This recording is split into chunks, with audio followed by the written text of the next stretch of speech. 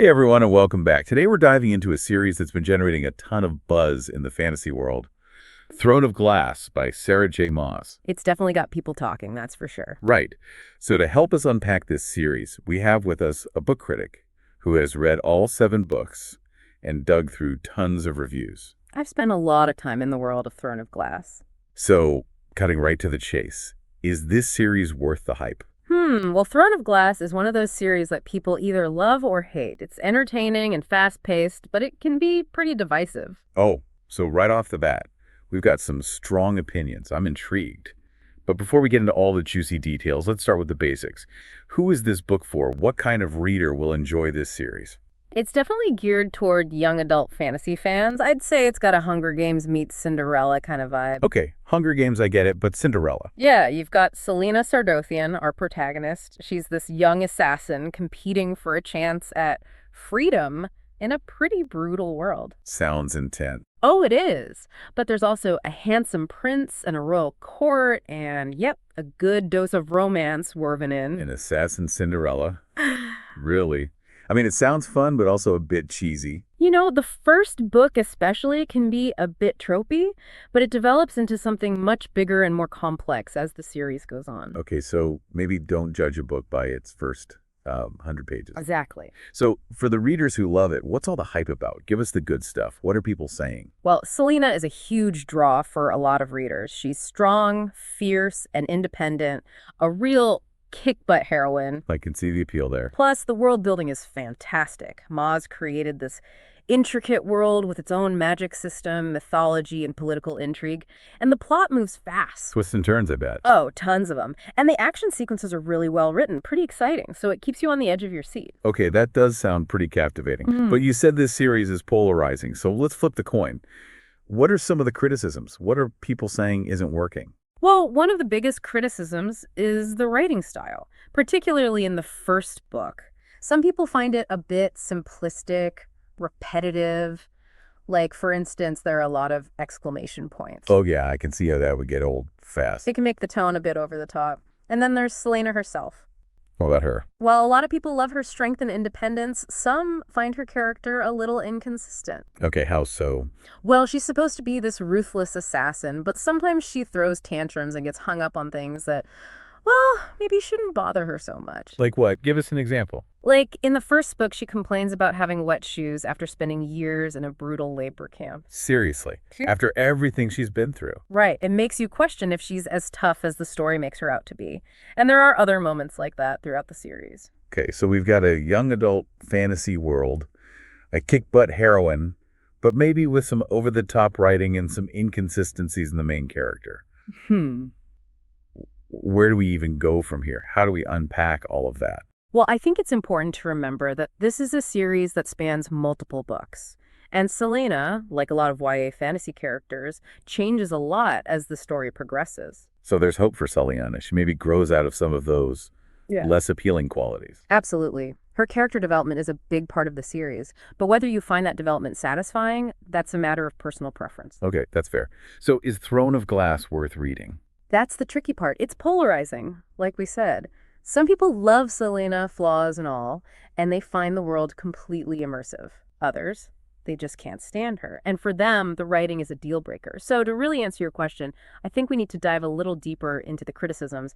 Maybe compare the series to some other popular YA fantasy novels to see how it stacks up. Okay, comparison is a great idea. I'm always curious how books measure up against others in the same genre. So let's get specific. What are some of the criticisms, and how do they affect the overall reading experience? Well, one comparison that comes up a lot is to A Court of Thorns and Roses, also by Sarah J. Maas. Yes, Akutar. Super popular. Right. Both series have strong female protagonists, intricate world building, and a mix of action, romance, and fantasy. Okay, so how does Throne of Glass compare? Are we talking similar levels of quality? Well, that's where it gets interesting. Both series have passionate fan bases, but Throne of Glass tends to get more criticism, especially when it comes to the writing. Really? Yeah, some readers find Maas's writing in Throne of Glass to be less mature, especially in the earlier books. It's a bit more tell than show, if you know what I mean. Oh, I get it. You get a lot of internal monologue and description, but not as much action or dialogue to really bring the scene to life. Exactly. And that can be frustrating for readers who prefer a more immersive, action-driven style. Plus, there are criticisms about the romance in Throne of Glass. Some find it a bit too insta-lovey or distracting from the main plot. That's a common complaint with YA fantasy for sure. Is the romance really that bad in this series? Yeah. Well, it depends what you like, right? Some readers find the relationships compelling and well-developed, but others find them cliché and unnecessary. Ah, so it's a mixed bag there too. Yeah, and it's not just the romance. Some reviewers point out that the world building, while expansive, can feel a bit derivative at times. It borrows heavily from traditional fantasy tropes and doesn't always feel entirely original. So it sounds like Throne of Glass might be a bit of a mixed bag. You've got a strong, kick-butt heroine, a fast-paced plot, and a detailed fantasy world. But the writing might be a bit rough around the edges, the romance can feel forced, and the world building isn't exactly breaking new ground. Did I get all that right? You nailed it, and that's why it's so hard to say definitively whether it's worth reading or not. All right, so knowing all that, what kind of reader is going to love this book? Who is it really for? Well, if you love to get lost in a fast-paced fantasy world and you're not too picky about the finer points of writing or originality, then you might have a lot of fun with Throne of Glass. So it's perfect for, like, a lazy weekend or a long flight? Exactly. It's a great escape. But what about readers who are looking for something more, nuanced, something that really pushes the boundaries of the genre? If you're that type of reader, you might find Throne of Glass a bit underwhelming. You might be better off exploring other YA fantasy series with more sophisticated writing, unique world building, or complex character development. Okay, so it sounds like we're getting close to a final verdict. For those of us still on the fence, should we add Throne of Glass to the ever-growing to-read pile? Here's my take. If you're a diehard YA fantasy fan who loves strong heroines and isn't put off by a few tropes, then yeah, give it a shot. You might be pleasantly surprised. So it's worth a try. I think so. But if you're looking for something truly groundbreaking, or if you prefer your fantasy with a bit more literary finesse, well, you might want to pass on this one. That's helpful. I know I have a better sense now of whether this series is for me. And it's interesting. Even if I don't end up reading Throne of Glass, this conversation has made me think about what I really value in a book. The writing style, the originality, the depth of the characters. So those things are important. They really are. And that's the beauty of exploring different books and genres. It helps you refine your own taste and discover what truly resonates with you. So whether you end up loving or hating Throne of Glass, hopefully this deep dive has given you something to think about. Maybe even inspired you to revisit your own reading preferences. I hope so. Thanks for joining us. We'll see you in the next Deep Dive. Okay, comparison is a great idea. I'm always curious how books like this measure up against others in the genre. So let's get specific. What are some of those criticisms people are throwing out, and how do they affect the overall reading experience? Well, one criticism that pops up a lot is directed at Celaena's often mentioned inconsistencies. For instance, she's known as this legendary assassin, but she freaks out when she's not invited to a royal banquet. It's like, girl, you just escaped a death camp. I think you can handle missing a party. I'm with you on that one. I get that she's young, but wouldn't her assassin training have prepared her for, not getting everything she wants? It makes her seem a bit immature, which clashes with the whole deadliest assassin image. Exactly. And that inconsistency bleeds into other aspects of her character, making some of her decisions feel out of place. For example, she's presented as incredibly intelligent, but she falls for some pretty obvious traps and manipulations. So she's smart, but not that smart. Isn't that a problem when you're trying to build up a believable, strong protagonist? Like, I need to be able to root for her, not constantly question her choices. Right. And that's where the comparison to other YA fantasy heroines gets interesting. Take Katniss Everdeen from the Hunger Games, for instance. She's also a young woman thrust into a life or death situation, but her actions always feel consistent with her character and the difficult choices she has to make. That's a good point. Katniss always felt believable, even when she was struggling. You understood why she was making the decisions she was making. But with Celaena, it's like, is she a badass assassin or a drama queen? I'm not sure even she knows. And that kind of undermines the reader's investment in her journey. It becomes less about watching a strong female character overcome adversity and more about waiting for her to, grow up a little. And sometimes that wait can feel a bit long. Okay, so we've got inconsistent characters and maybe some questionable decision-making. What else are reviewers pointing out? Another common critique is that the world building, while extensive, relies a bit too heavily on familiar fantasy tropes. You've got your fairies, your shapeshifters, your ancient prophecies. It's all very recognizable. So not exactly reinventing the wheel when it comes to fantasy worlds. Does that take away from the enjoyment of the story? Or is it more like comfort food familiar but still satisfying?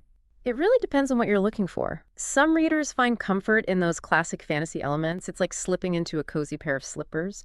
But if you're a reader who craves originality and innovation in world building, Throne of Glass might feel a bit uninspired. I can see that. Like, if you're craving something truly unique and mind-blowing, this might not be the series for you.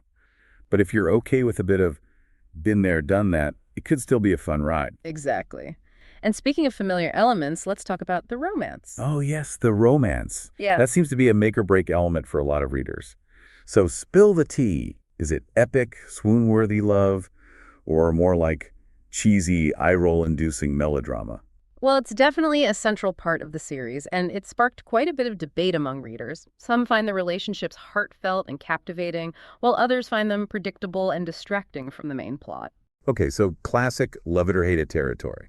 Mhm. Can you give us an example of what people are finding so divisive about the romance? Like, are we talking love triangles, forbidden love, soulmates destined to be together since the dawn of time? What's the deal? Well, without giving too much away, there's definitely a bit of a love triangle situation happening, and some of the romantic interactions can feel a bit forced, especially in the earlier books. It's like Maz is trying to check off all the boxes on the YA romance tropes list. You've Yeah. got your brooding bad boy, your charming prince, your forbidden attraction. Oh boy, the classic recipe for romantic chaos. So are you saying the romance overshadows the rest of the story, or does it complement the action and fantasy elements? That's where opinions really diverge. Some readers feel the romance enhances the overall experience, adding an emotional layer to the characters and their journeys. Others find it unnecessary and would prefer the story focus more on the action, adventure, and political intrigue. It really comes down to personal preference. Okay, so it seems like with Throne of Glass, you're either all in or you're checking out. No middle ground here. But I'm still curious. Even with all these criticisms, there must be something about this series that keeps readers hooked. What are the elements that really work, the things that make people want to stick with it, despite the flaws? One of the biggest strengths of the series, and this is something even critics acknowledge, is Moss's ability to craft truly compelling cliffhangers. She knows how to leave you wanting more at the end of each book, which is a big part of why readers power through the entire series. Oh, cliffhangers. The ultimate weapon for keeping readers hooked. It's like you hate them, but you can't resist finding out what happens next. So she's got that going for her. Anything else? Another thing Moz does well is create characters that, despite their flaws, are undeniably entertaining. Love them or hate them, you can't deny that they're memorable. They spark strong reactions, which is part of what keeps the fandom buzzing. And while the world building might not be groundbreaking, it is expansive and detailed, and many readers find themselves completely immersed in the world Moss has created. So even if it's not the most original world, it's still a world you can get lost in. That's something. All right, so we've covered the good, the bad, and the somewhat inconsistent. But before we wrap up, I want to touch on one more criticism I've seen pop up, the writing style. You mentioned it earlier, but I'm curious, how much does it actually detract from this story? It's definitely a point of contention. Some readers find Maz's writing style, especially in the earlier books, to be overly descriptive and lacking in nuance.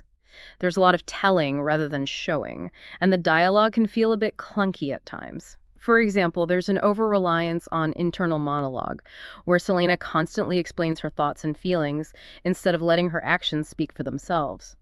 And there's a tendency to overuse certain words and phrases, which can become repetitive. Yeah, I can see how that could get tiresome. It's like, show me what's happening, don't just tell me.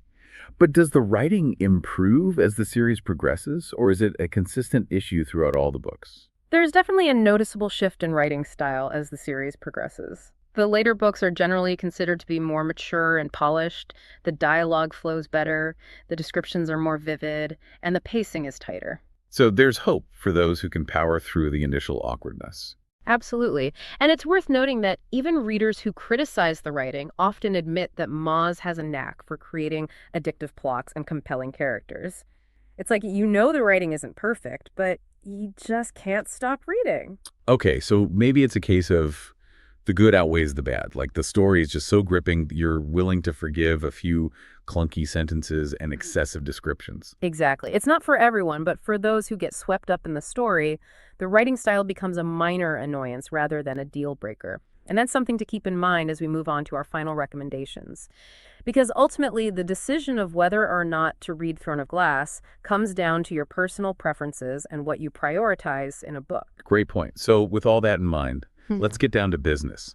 Should you or shouldn't you add Throne of Glass to your reading list? Let's break it down. All right, so we've really dug into the good, the bad, and the ugly of Throne of Glass, but let's get to the heart of it. Should someone pick this up and read it? Yeah, that is the question, isn't it? Well, based on everything we've talked about, I would say this.